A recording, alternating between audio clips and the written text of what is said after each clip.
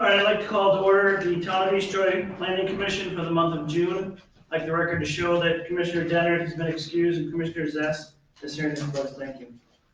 How we operate is we're on a split meeting format. This is our informational meeting where we'll gather information. What we'll do is we'll have the applicant come up, let us know a little bit of what they're trying to accomplish. We'll have a short discussion amongst the commissioners. Have you sit down, we'd open it up to the audience, anybody who'd like to speak in favor of the proposal, then anybody would like to speak against the proposal, and if necessary, a short response from the applicant. Then what we do is we take that information, we come back in 2 weeks and we make our decision. That being said, that's not by ordinance, so if there is a straightforward decision that we feel we can make tonight, we would make it tonight. First item on the agenda is to approve, review and approve the Plan Commission minutes from May 3rd and May 17th. So moved. We have a motion, do we have a second? Second. All those in favor? Aye. Opposed? Motion carries. Next item on the agenda is conditional use request, a rezone request. W1741 County Road J, Wanago, parcel PET 40007 008, PET 500003, PET 500006, 6C, 1011. Reber Camp Property is the owner and is the applicant here. Yes, If you could just let us know, I feel like you've been here before. I have, yes, thank you, and good evening. So my name is Harold Wittenstein, I'm the exec of the organization, and what we're looking to do is, we have a conditional use permit that's on, that's registered, and we would like to update it, amending it, to include some new buildings that we'd like to build over the next 10, 15 years. And in doing so, I think we provided a square footage analysis. Went to the county, did all the work there at the county, and they had told us that if it's not more than 25%, that we could just amend. So that's why we came forward with an amendment. It's actually, if you look at the square footage analysis, we're actually dropping the square footage by about 7% overall from the current conditional use permit.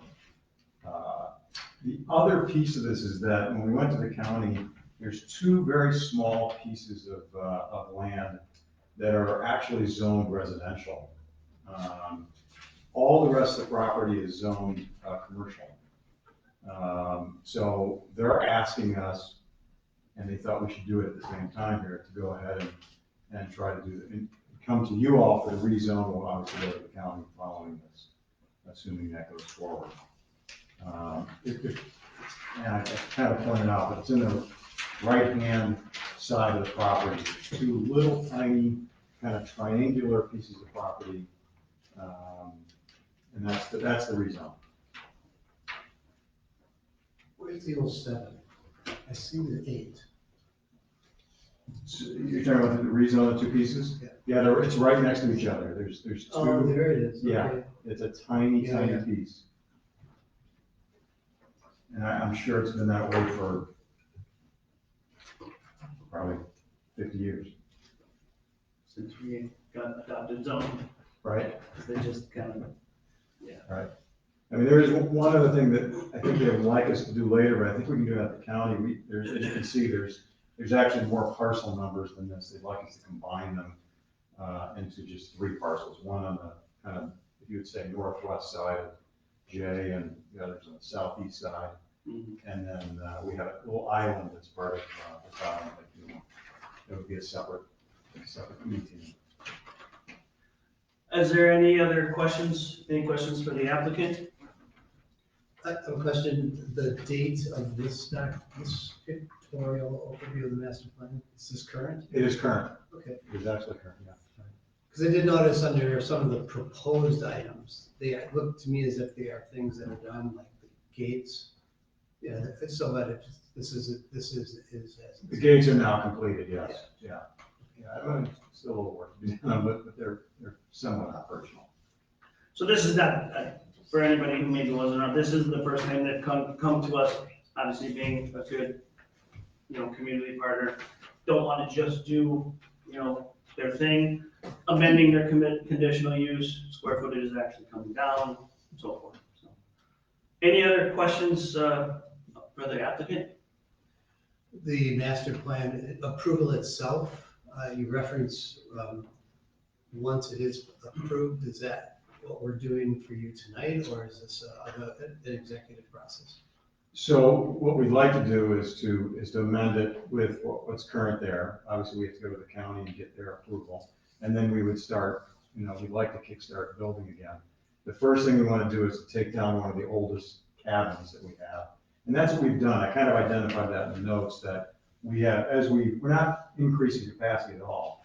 We're actually just taking down old buildings and we're putting new buildings with basically the same capacity. And we've done that kind of all along in the last 20 years.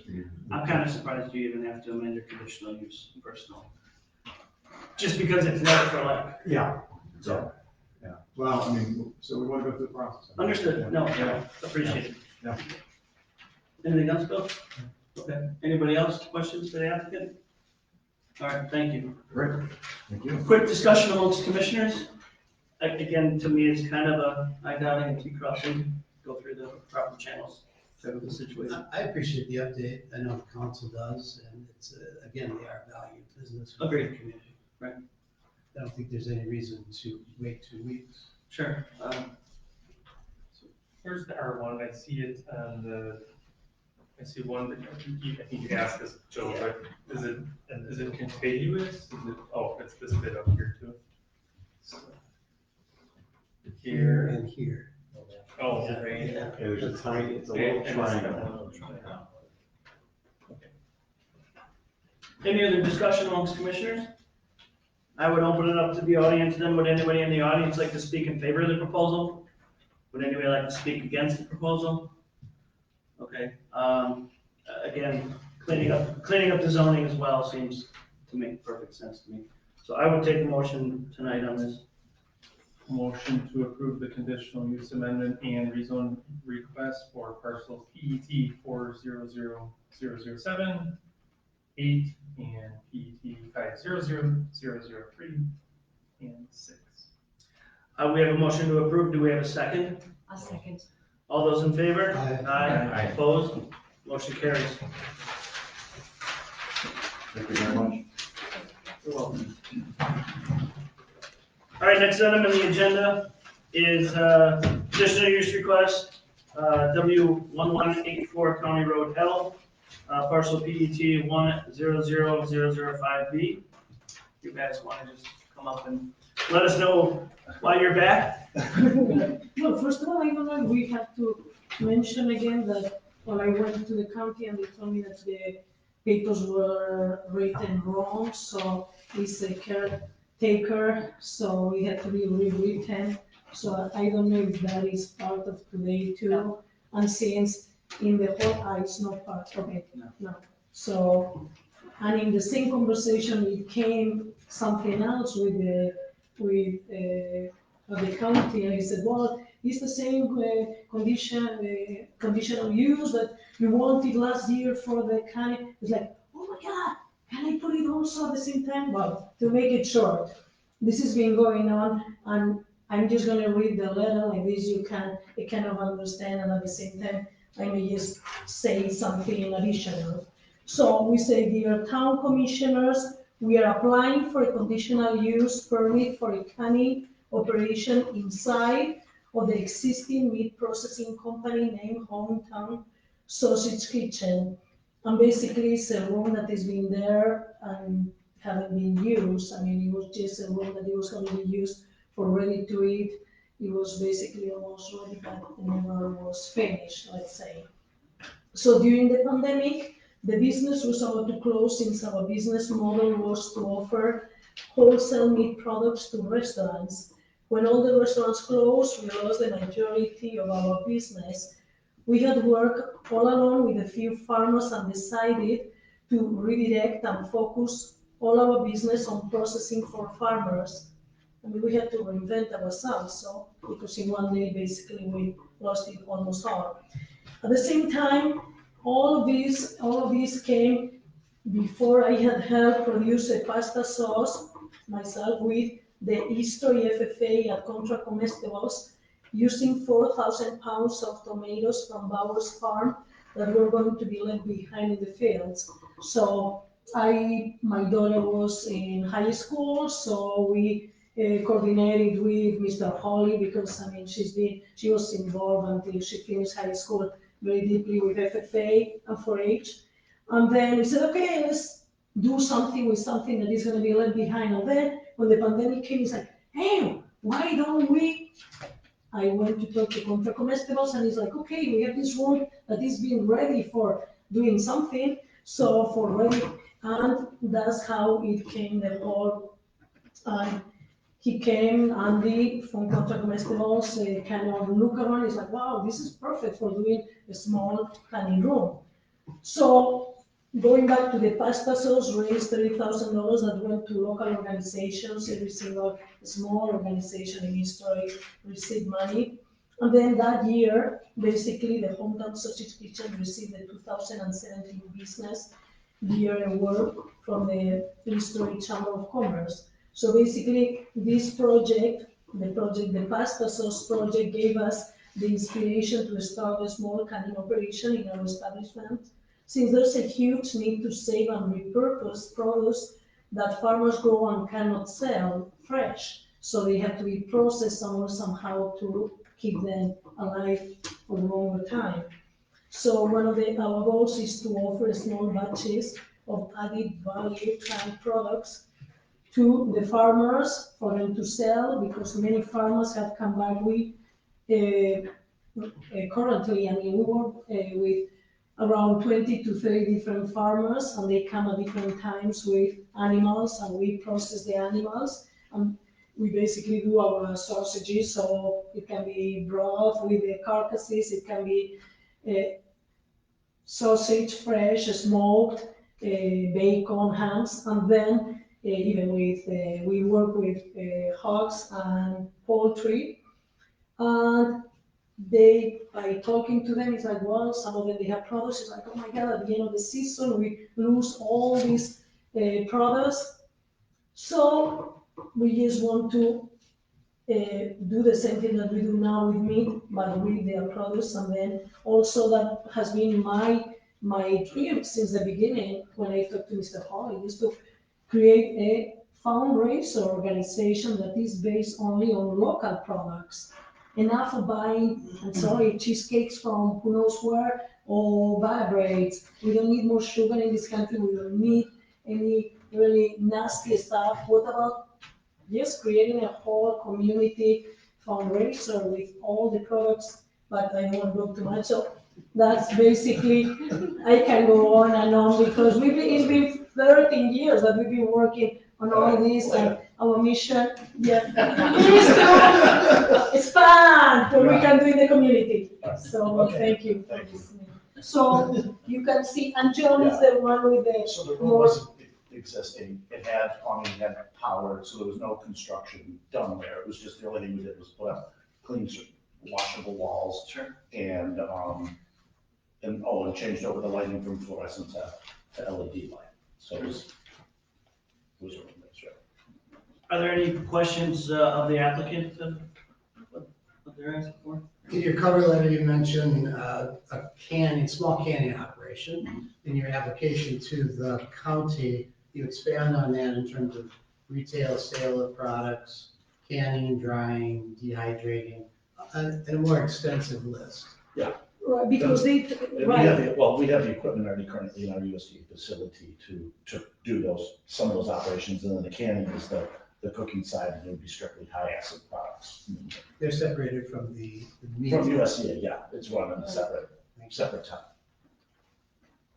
basically we have, just to finish, we have a business, a local business, Matt, the Wild Foods, he grows mushrooms, and he came to us asking, what can you do some, maybe Jerky. beef That was jerky, or, mushrooms. and there's so many ideas that we can develop with, so. But obviously that's existing already. Yeah, the Right, equipment it's is there. part of it, Right. just to make it commercial for him, basically. So you're already selling product at the location, this is. Yeah, we're certified So all USDA you're asking for here is the ability to do the canning. to do it. Right, we are USDA. Any other questions for the applicant? This is just, it sounds like you will run out of space with all you have planned on doing. This would be some, no, this would be very small. We maybe run it once a month, a couple times a month, seasonal. Our main focus is USDA. It's just something that would be seasonal and small batch product. Yeah, it's not gonna be anything on a large scale. If it did go to a larger scale, And they're not expanding their footprint. No. It's in an it's existing using building, existing room. existing meat.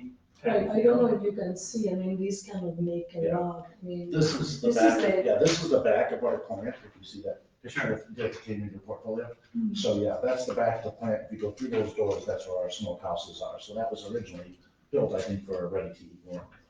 And then it just was never refrigerated. So that's why we decided not to refrigerate it and make the candy. Sure.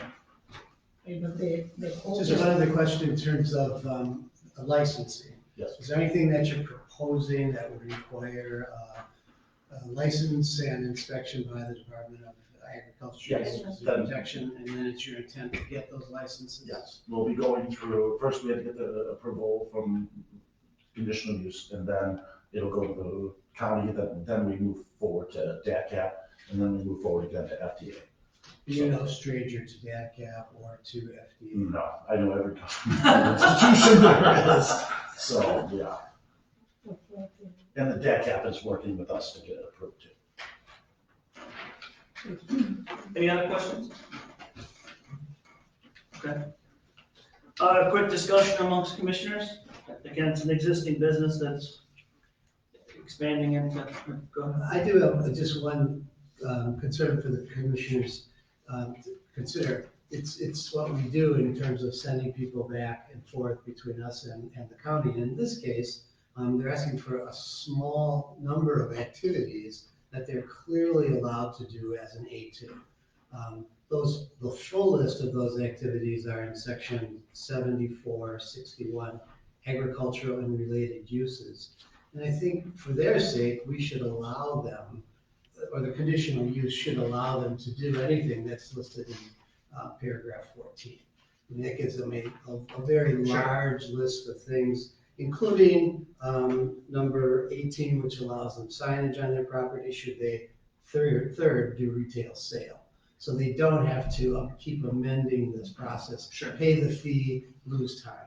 Sure. I think we should approve, I believe the conditional use is in order and that should. Yeah, and then I believe if we approve the conditional use, all those conditional uses are what we're approving. Yes, that's what they're asking for, but I Yeah. think that's what we Correct. should approve. So, Correct. Actually, we on went that- through that book, we went through that section, and that's why we wrote all those, because we said, well, you may as well put all of them here, so thank you. So on that note, do you already have a conditional use for the, like the meat processing and things? Yes. I struggle to understand why they wouldn't already be covered. Exactly. It's DATCAP, it's a different division of work since considered USDA. DATCAP is your state inspectors. So the USDA doesn't cross into DATCAP, DATCAP doesn't cross into USDA. And FDA is kind of just above DATCAP for this type of process. And I agree with you. I don't know why those entities would care what the zoning is. Yeah, But it just happened to be that we had to go through this first. I think that's unfortunate. I'll make a motion. Well, give me 1 second. Is there any other discussion? Then I would open it up to the audience. Would anybody in the audience like to speak in favor of the proposal? Would anybody like to speak against the proposal? Now I would take a motion.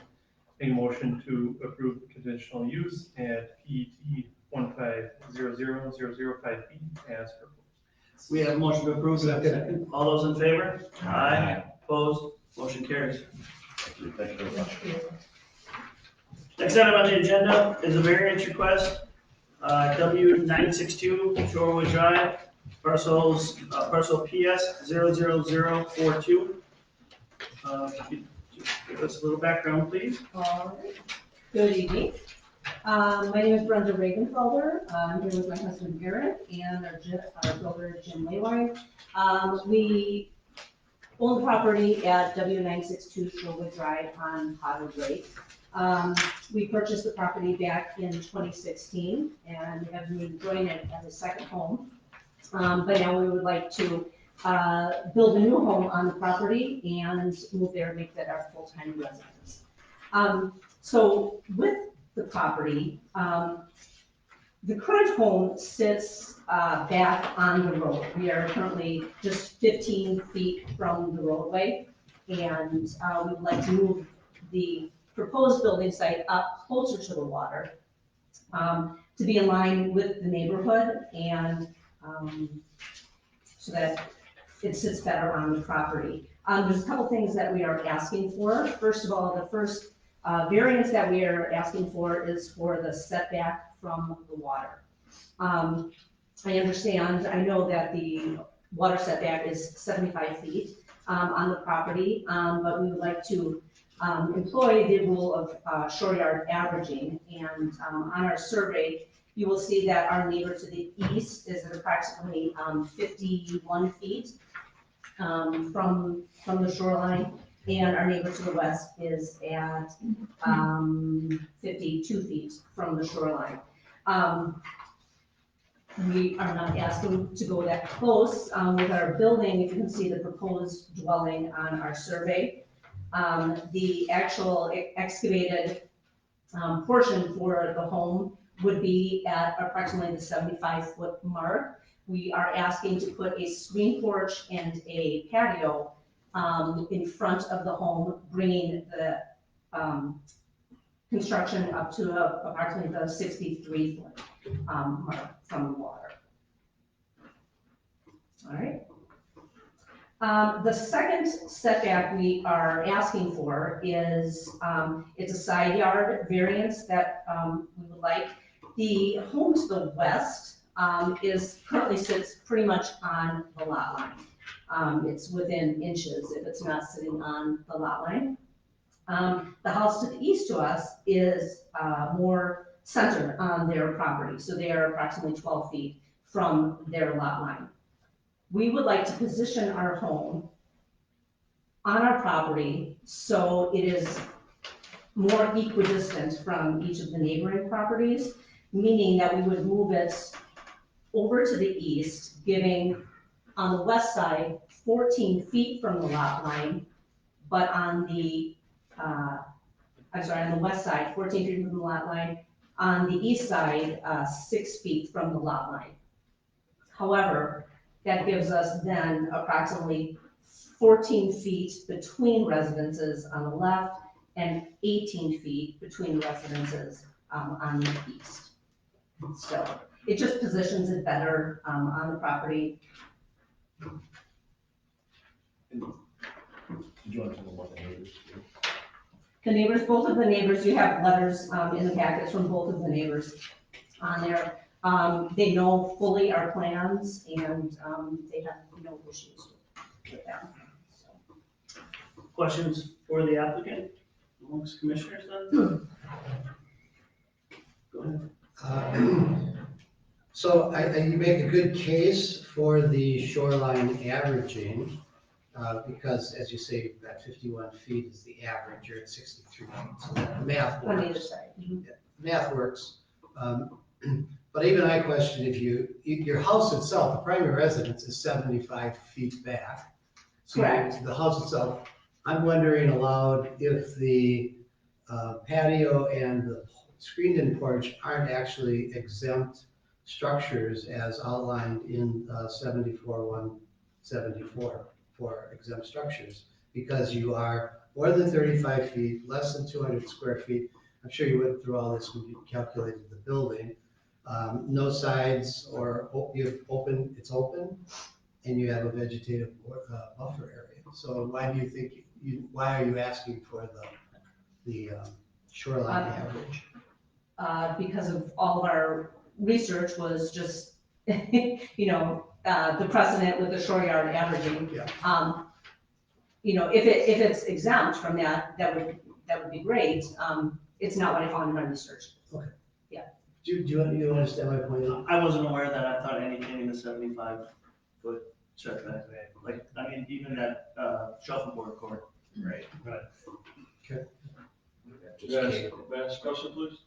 If it's exempt, will the averaging work to move the house closer and still be exempt? No, the primary residence is 75 feet, which is, I think you're at 75 feet, 6 inches. Right. You're there.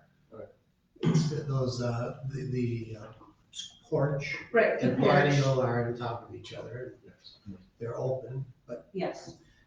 I think the And they would request be, is yeah, valid. obviously unexcavated. So the only question I have is, I live on the lake as well, and I've got a narrow, long line.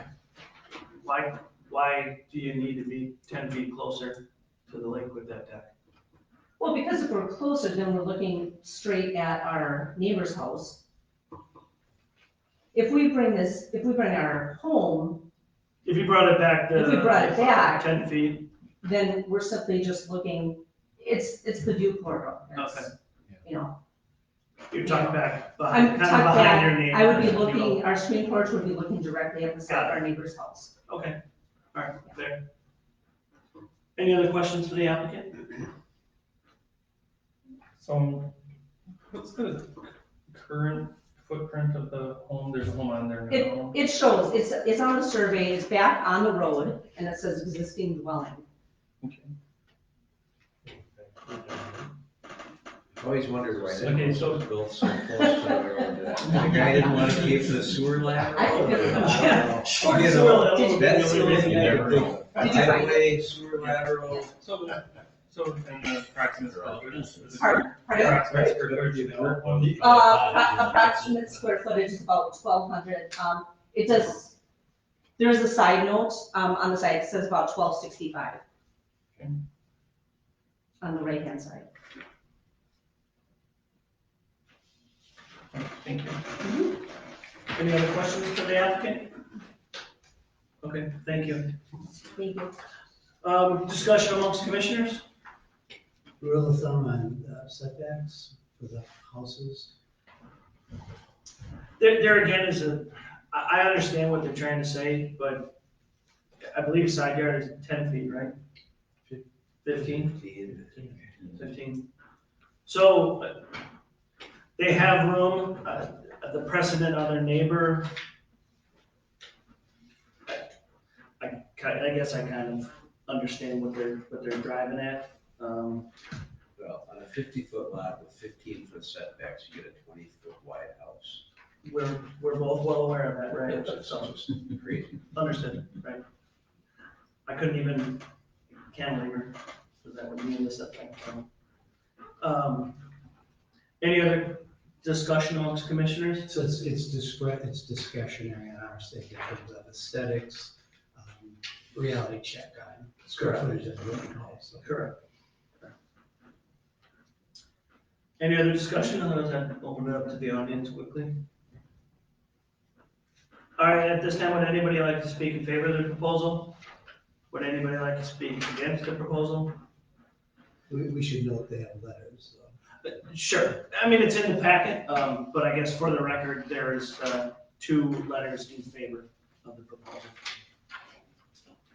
Again, like you said, Bill, with shoreline averaging setback to the water, to me is reasonable. I didn't think the side yard is reasonable, but again, I'm one of 7 people, so just my opinion. I don't know, if do we feel like we could make a motion tonight? Yes. Paul? Yeah, I'd make a motion to approve both variance requests for W962 Shorewood Drive. We have a motion, sorry, go ahead. Yes, 00042. We have a motion to approve, do we have a second? Seconded, all those in favor? Aye. Opposed? Motion carries, thank you. Thank you. Is there any other business for commissioners? Anything from the board, Bill? They like the formatting that we've approved in order to expedite information to the county and allow them to better see what we did and how we did it. Sure. All right, is there any other public comment? At this time, then I would take a motion to adjourn. Motion to adjourn. Second. We have seconded, all those in favor? Aye. Opposed? We're adjourned.